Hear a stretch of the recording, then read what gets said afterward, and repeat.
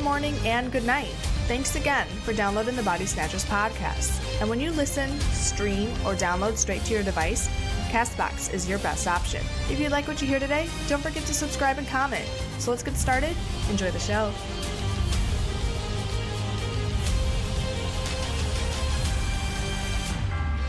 All right, guys. Good morning. Good night. Thank you for choosing the Body Snatchers podcast. I am your host, Tino, hanging out with Jay. Today, we're going to be talking about X-Men Dark Phoenix. Unfortunately, I don't know. We're gonna have some spoilers. We're gonna talk all about it. Before we get into all that fun stuff, if you guys are new to the podcast, please subscribe. We appreciate you stopping in.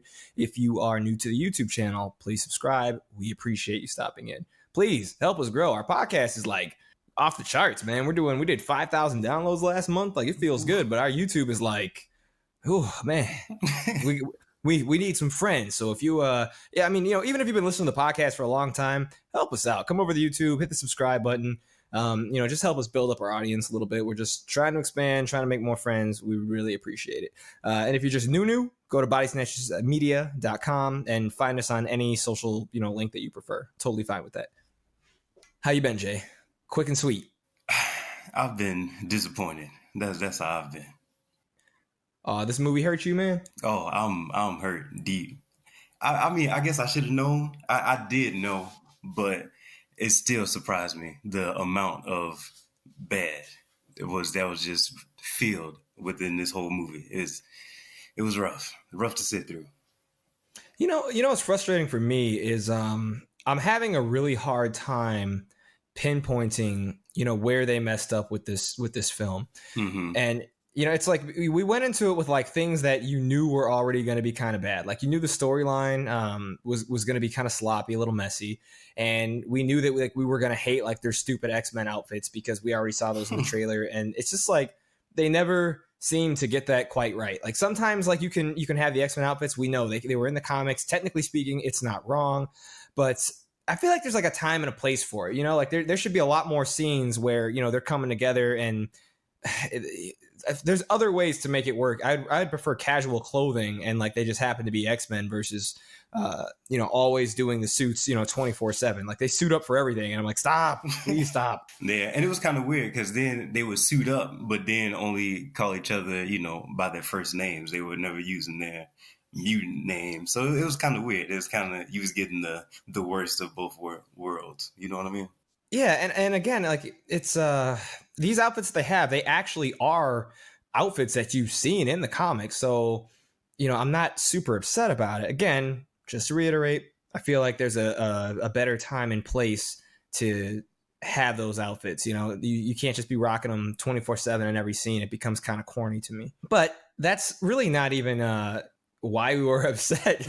I mean, I've been trying to figure this thing out, and I feel like we're just really going to have to kind of dive into the movie and kind of dissect as to where everything messes up. I mean, the acting, for one, some of the actors did really, really well, and that was to be expected.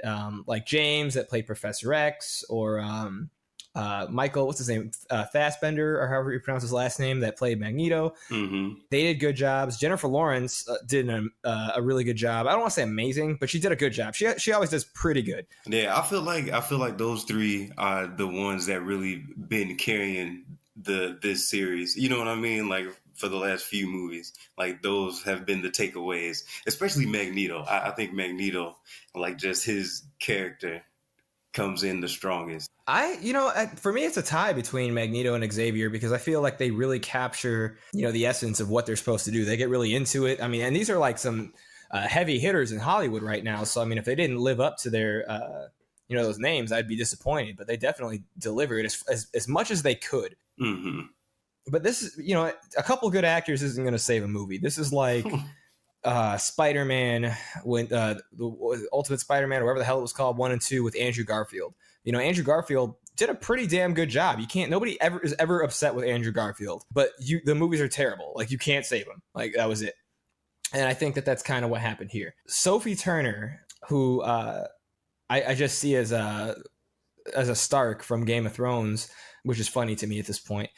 I thought she did terrible. I really don't like her as an actress. I feel that she's got very little skill. I think her, depending on the role that she plays, like she can be pretty good, but I mean, every role is just resting bitch face. It's like, it doesn't make sense to me. Like, how can you be so upset at, the Captain Marvel movie saying that she doesn't smile and that she doesn't have, good roles or, that her acting abilities are limited. And then you come over to Dark Phoenix and I'm like, dude, like she's legit making the same face like the whole movie, just resting bitch face. Like, I can't tell, is she angry? Is she depressed? Is she all of the above? I just didn't get into it. I would rather have like a psychopathic feel than just like, like a mean bitch stare, like a 13-year-old who's having a mood swing or something. I don't know. It just wasn't good to me. And the chemistry between them, between a lot of the X-Men, was really, really, really bad. So like Ty Sheridan, who played Scott Summers, and his relationship with Phoenix Jean, dude, that was so bad. There's a scene where they're on what the spaceship or something, and they're flying out, and they're hitting like turbulence and everything's shaky and getting really scary, and he like reaches forward and grabs her. Now when he reaches forward and grabs her, he's grabbing her like you can tell what they meant to do. They meant it for it to be like, hold on, like, I love you, I'm here, I'm right behind you, we're in this together, like that's it's gonna be okay. Yeah. And what I felt like, with the expression on her face and the little interaction that they had with each other, it felt like stranger danger. Right. Why is this dude touching me? Yeah, like I was waiting for somebody to for Storm to reach over and be like, "Is he bothering you? Like, do I have to, do I have to call somebody?" Like, it made me very uncomfortable. It didn't feel cute or like they ever actually cared for each other. Yeah. I definitely did not feel that at all. And then it's just like, and it just got so cheesy by the end of it all with the, you said you'll come back for me. You'll always come back. So do that. Like, okay, and no, and that's a good point. So what Jay just described is a scene where, how would you say, Magneto is he's kind of with Phoenix, like the Phoenix, she's out there doing her own thing, whatever. Magneto's there, stuff is going down, and Scott, Cyclops, steps up and is like yelling at Jean, and it's like Jay said, it's very corny. It's just hard to buy into it.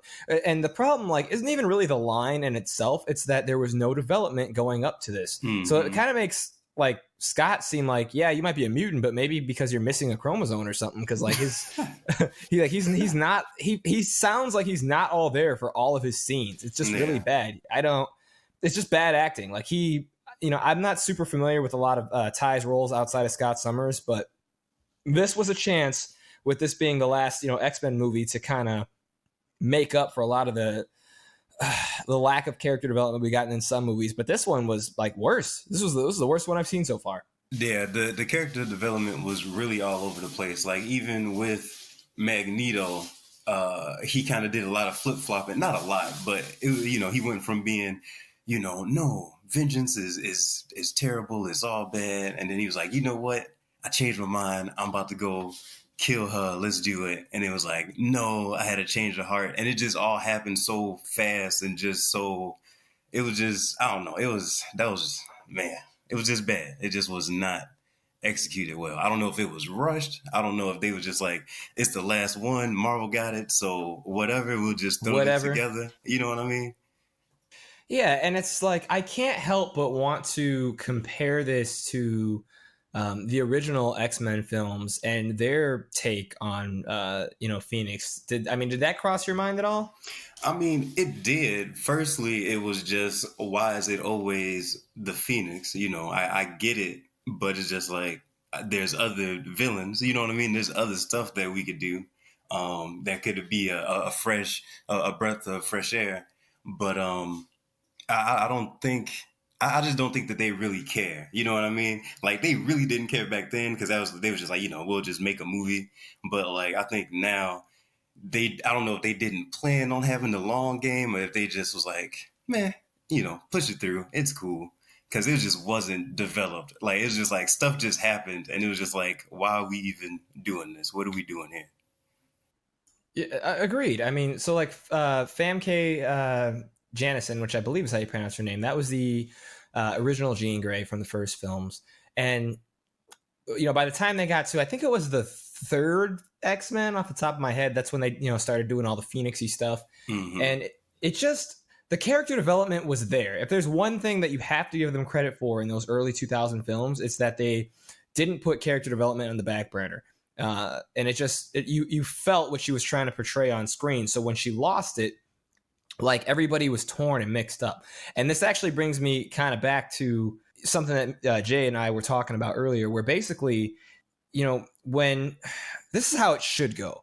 When Jean turns into, this Phoenix and adopts this new persona, this new personality, and leaves, the X-Men are supposed to feel torn and conflicted. And most of them, want to attempt to rescue Jean. Some of them want to put her out of her misery. They don't know what's going on. It's all mixed up, and that's what makes for a great story. Mm-hmm. And that's not what you really got out of this. When you watch this movie, like, I swear the only two people, and it feels like one person that wants to bring Jean back or save her, is Professor X. And that messes up everything, because while he may be somewhat genuine, by himself, it's just not very interesting. And Scott, he's, I want to get Jean back. Why? I don't know. Like, he's not a good, the acting was just so poor. Yeah, you just didn't feel it.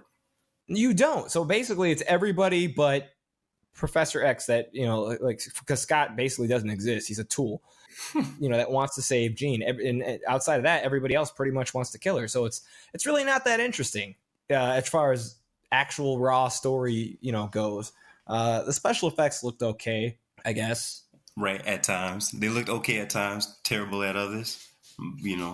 Nothing too amazing. The worst one was definitely the lightning. They did Storm a little dirty. Yeah, well, most of Storm didn't look too bad, but like for her big like finale end scene where they kind of displayed her power set and what she was capable of doing, they had a lot of lightning. And and this kind of takes shots at myself too. Like, I love to do like small animations here and there and play with green screens and stuff like that. If any of you guys who follow us and check out our content, every once in a while I do make some stuff from scratch, when I have the time to do it. But it's lower tier quality. I don't have $1 million studio. Some stuff I make comes out pretty cool, but it's just for fun. But this, for this movie and the kind of budget they had, I was very, very disappointed in the way that her lightning came together for Storm. It looked really bad. It looked like she was behind a green screen and somebody just, found like a free overlay sample and they just like put it on her and lined it up as best as they could with, the positioning of how her hands were. And it just looked bad. And I feel like, the actress got kind of screwed on that one. No?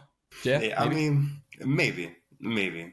Like you said, I wouldn't put it on the actress at all. But like, it's just, I don't know. I feel like they just forgot where they came from. Because even like you were saying, comparing it to the older X-Men movies, I felt like not that you necessarily saw more from Storm.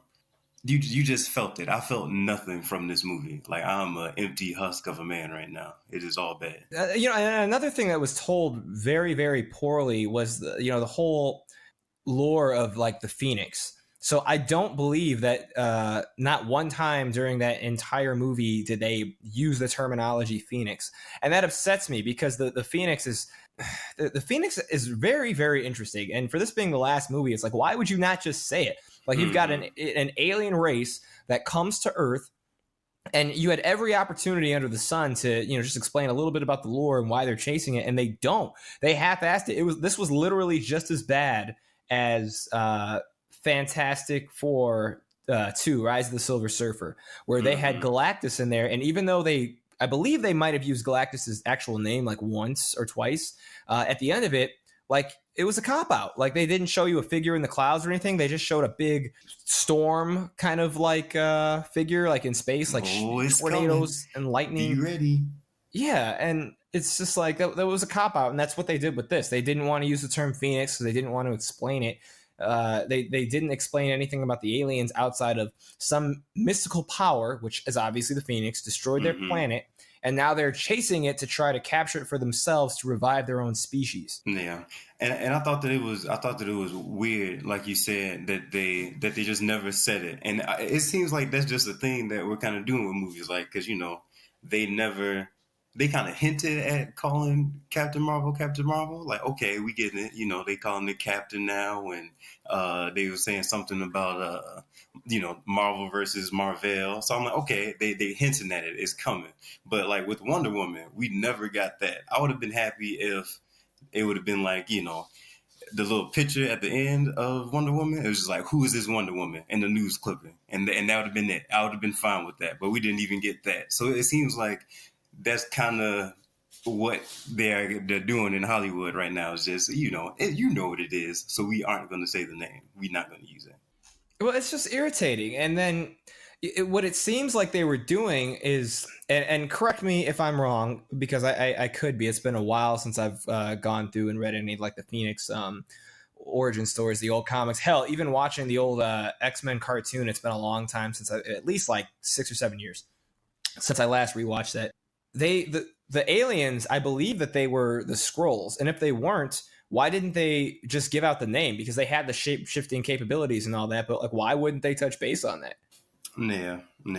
I just would want something. It's almost like with Brightburn. I just wanted something. Give me some type of something. Like, I don't know. It just wasn't nothing there. I suppose, man. Other things that I liked. I did like Magneto. His home. He had taken refuge with a bunch of mutants in land provided by the governments, and it looked really cool. Like if you were peeping game, they were all following Magneto, who had taken like the old carts from like cargo trains and stuff like that, and had built like a small city like out here in the middle of nowhere. Like you could tell he used his powers to stack them up on top of each other, and they had little gardening areas where they were growing their own food and a water system and all that. Dude, it was really dope. I actually love that scene. And what made it bad so fast is Jean comes out there like unannounced, and you're like, okay, like she's seeking help from him. That makes sense. And she gets there, and they're like, first off, who the hell are you, lady? You're not getting through here. Magneto comes out. Hey, everybody chill. It's cool. Jean, come talk to me. And they have a very quick, awkward conversation. The government ends up showing up and kind of ruins that conversation, halfway through. And they're just like, they come in on 2 big ass helicopters, and Magneto is pretty much like, get the hell out of here. We're not breaking any rules. We're doing what we're doing. Leave us alone. And they're like, hey, buddy, we're not here for you. We're here for the girl, who at this point he's protecting just because he wants to get more information as to what's going on. Why is she there? He doesn't know anything yet. And of course, without saying anything, she goes outside and just like starts destroying like the helicopters. And Magneto actually saves one of them. The guys leave. And I mean, take it how you want, but my thing is like, how disrespectful do you got to be to, because he was trying to keep the peace for his people. She shows up, attacks the government, causes a whole bunch of damage in doing so to their little community. And as soon as the government leaves, she's like, so you gonna help me or nah? And he's like, bitch. Right, like, get out of here. What are you saying? Get your ass on somewhere. Like, what's wrong with you? Like, and I don't know. That was an opportunity to, potentially build up some more character development. Maybe make Charles look like the bad guy and Magneto look like the good guy, and show where she's becoming conflicted because of the fact that Charles withheld information from her childhood trying to protect her. And, here comes Magneto, who maybe knew a secret about the childhood. Maybe he didn't. That card has been played before in the old movies, but it worked. Yeah. And I felt like that's what they were leaning towards, because they kind of did that with, with Raven. She was kind of like, a little iffy on Charles. Like, I'm having enough of dealing with your foolishness. And I felt like that's what they were kind of leaning towards. And then, like you said, they went over there. Jean Grey went over there and was messing some stuff up, and was just like, it was just weird. It's just like, I felt like they just wanted stuff to happen and didn't know how they wanted it to happen. And so it was just like, it's okay. She pushed down Magneto, and then it's like, hey, help. Even though I just, brought all this trouble to your doorstep and then attacked you and then asked you for help, like not 5 seconds later. It's like, what are we doing? Yeah, they just didn't know. You're right. They didn't know what they wanted to do. And, for areas where they couldn't figure out how to quickly, make connections or, whatever, describe a character. They half-assed it. So like, for instance, with Charles, Charles at this point in time, at least the way that when the movie starts off, like he's kind of full of himself as far as, he's finally got his school off the ground. It's running really, really well. The government is not currently hunting them. In fact, they call upon the X-Men for large emergencies and issues. And, they use the terminology superheroes for these kids that are, gifted and his people. And it just makes him feel really good. He's on like Time magazine. He's feeling himself. But clearly he's not feeling himself because they went out of their way to put alcohol in his hand every second that he wasn't like, did you notice that? Yeah. It got out of hand. Whether the situation was good or bad, that man was pouring booze or had booze on his desk, like just constantly in every single shot. And I just felt like that was maybe like a little too straightforward for them trying to say that like he's not truly happy. Like, I would have preferred them to, dig into his acting ability versus relying on putting that in the background and them going like, did you notice? Because, okay, sure, it should have been there, but he was cool, calm, and collected in every single scene. And we're talking about James, who in his last big film played a character that had like 10 personalities inside and did them flawlessly. He's like, he could do it. If anybody could do it, it's this guy. Anybody can make that happen. It's 100% him. When that dude said he was Patricia, I believed he was Patricia. Like he had it. But talking about Professor X for a second, me and Jay, there's one scene in this movie where I don't care how immature it is, I could not help but laugh. Where Jean and him are conversing, and it's getting really serious, and stuff is blowing up and all that. And basically, she's snapping at Charles, and she's like, "It's the equivalent of like, why don't you come up here and say it to my face?" And he's like, "Come on now, you know I can't walk. Come on." And he's like, "I don't know about that." So she freaking folds up she picks him up out of the chair with her mind, folds up his little his hip wheelchair, and she's at the top of a staircase and starts controlling his legs like a puppet, and they're moving. He looks like he looked like one of the nurses from Silent Hill. Oh yeah, that's terrible, man. But I'm not wrong. He's just going up the steps, and his toes and legs and ankles is curling the wrong way, and she's trying to like, I don't know, man. They were wrong for that. So disrespectful. Yeah, so disrespectful. Like, you could have just picked him up. You did not have to have that man walking up them stairs with them bad legs. No, man, you can do anything you set your mind to. Yeah, he said it. Like, yeah, he said it. He ate his own words. Yeah, that was rough, but but I mean, overall, the action was meh at best. I was trying my best to find something to enjoy and to take away. But yeah, there really wasn't any cool shots or anything worth going. Like, there's nothing that made me want to go see this movie again. There wasn't even anything that made me want to recommend somebody to go and see this movie. Like, you could read about it. I would say, honestly, from the bottom of my heart, wait until this comes out on Netflix or something. Like, yeah, it's definitely one of the ones that you just, sit at home with your friends and then you all just laugh about how bad it is. It's one of those. I doubt that it'll get Sharknado levels of terribleness, but I was about to say it's almost there, but it's not that bad. It's not Sharknado. No, it's not that bad. It's just not that good. Like, you leave this movie with the same feeling you get when you saw like Star Wars Force Awakens. Where like there's a couple of things you remember, a handful of cool shots, and then like it just kind of ends, like, and that's it. There's no explanation. Because I remember. Yeah, I remember, it was getting ready to wind down, and you was just like, it's about to be over. Like, what could happen? You know what I mean? Like, and that's not good when you're sitting for, it's 2 hours long. The movie's 2 hours long. You're an hour and a half in. What, 1 hour, 54 minutes. Oh, okay. My bad. You're bad. My bad. But it's just like, so you're deep into the movie at this point, and you're just kind of like, okay, so when is something gonna happen? Like, it was, I don't know. That was rough. You guys can definitely miss it if you don't feel rushed by any means. Yeah, this just wasn't it, man. This wasn't it. And I'm so happy that this franchise is coming to an end and they're going to give it a chance for rebirth, because I feel bad. I truly do like saying this because I do like the X-Men comic. There were elements from the original movies that I did like. And even when this movie first came out, like I should say, like, kind of series rather, I wanted to get into it, but I knew it was going to be, you know, a rough train ride from the very first movie, because in X-Men First Class, for instance, what they did to my man Darwin, let's talk about that for a second. That had to be one of the most disrespectful kills ever to like a black dude in a superhero movie, if not any movie. You've got a dude who can adapt to anything, coolest power, and there's so many different ways that they could have offed him, and they chose to do this the way that they did.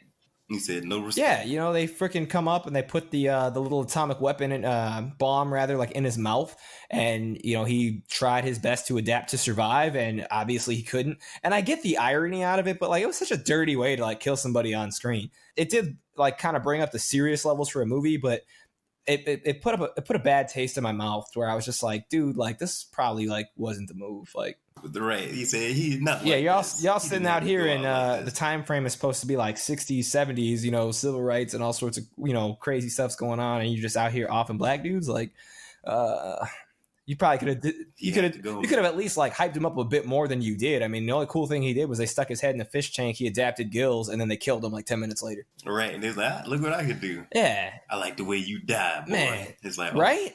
And they did, what other black dude? They did Will.i.am bogus in one of the Wolverine movies where they had Sabretooth. He was like a bootleg Nightcrawler, and they had Sabretooth grab his spine because all of a sudden that matters, and he couldn't transport out of it because he had the spine, and then he snapped it and killed him. Yeah, it's bad. Right? Man. Where were these other disrespectful kills? You know, like y'all just picking on the black people. All right, I see you. Right, I get it. You know, I mean, and that's just a theory, but I'd be lying to you if I said I didn't feel some type of way about it a little bit. You know, it's whatever, but it just these weren't it, man. Like none of these movies, like I was like really super happy about, and I don't know who to put the blame on. I feel like it's more so the directors than it is the cast and crew, and also the choice of some of the people that are in the casting. You know, because not everybody's gonna have the juice. So who would you swap out? Like, what was the character that you just wasn't feeling in this movie? Honestly, the main character I wasn't feeling at all. Sophie Turner playing Jean Grey. I hated her. And I also hated Cody Smith or whatever his name is that played Nightcrawler. Yeah, those two ruined this movie for me. I mean, I felt like Nightcrawler had a cool little scene though. You know, when he started, you know, when he got mad, when he got his raw face on. I was like, okay, Kurt. I get. I know he's supposed to be, you know, preacher man, monk guy. He's supposed to be zen at all times. But it was just cool to see him let loose. That's all. And I'm not denying that wasn't a cool scene, but I'm just saying, like, as far as like acting goes, it felt very dry to me. You know, it felt like they picked up like the best kids they could find at like a high school, like an acting club or something, and they were like, "Y'all want to be in a multi-million-dollar movie?" Yeah. All right, should we audition? Absolutely not. I was told you were the best. You know, right? Like, we'll just put on this blue paint and we. Yeah, and they were just like, you know, to Sophie Turner, they were just like, "Hey, man, you know what? Everything, the heart and feeling that she put into his Sansa Stark and Game of Thrones." They were like, "Well, I didn't really do much. I just had resting bitch face, and sometimes I would fake cry. I want you to do that. Nothing else. I want you to be Sansa Stark, but we will call you Jean. So when you hear that, just look at the camera. Okay, I think I can do that." That's pretty much it. And I thought that was whack for me. Now, as far as who I would sub them out for, it's really hard to say. You know, I've never prided myself on being able to pick like a perfect cast of like who could do what, but certainly there had to be some actor in Hollywood, or actress, where they could have, put some blue paint on them or gave her, the, red hair dye or something, and made this work. And, and I feel like I am picking on her. Like I said, that's not my preference, but somebody should have recognized like, hey, your character isn't very believable. Let's reshoot this scene. Let's do a little bit better because this is boring. Once more with feeling. Yeah, you could hold a picture of her up and just narrate it, and I would have got better feeling, depending on who the narrator was. That's true. That's hilarious. But that's just kind of where I was with that. But Jennifer Lawrence, well, first off, that's Bae, but she wasn't in the movie enough to save it.